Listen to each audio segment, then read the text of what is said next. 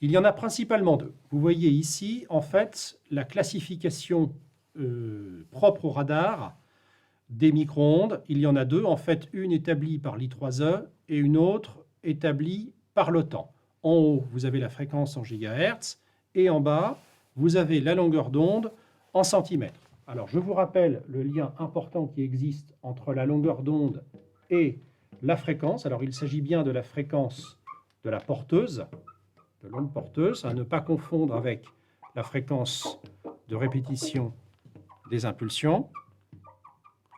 Donc ici, et C est la vitesse de la lumière.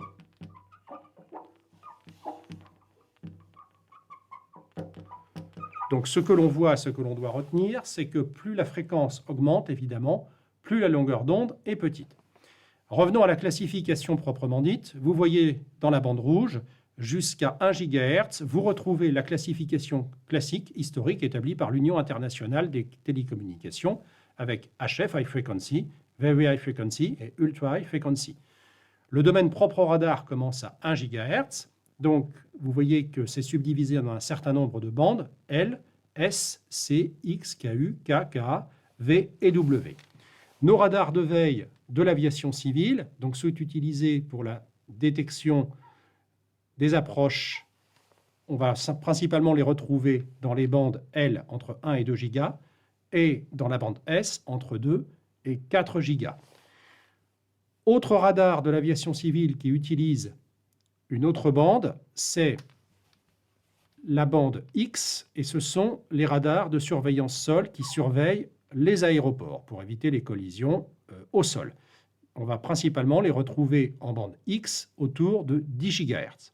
Donc à retenir, bande L et S et bande X pour nos radars civils. Je vous signale aussi l'existence d'une classification qui est la classification OTAN. Elle est peu utilisée dans les documents de la DSNA, mais on peut la retrouver dans des documents Eurocontrol ou dans des documents de l'EASA. Voilà, vous pouvez remarquer que la bande D de la classification OTAN correspond en fait à la bande L, ici, et que la bande S est subdivisée en deux sous-bandes E et F, entre E entre 2 et 3 et F entre 3 et 4.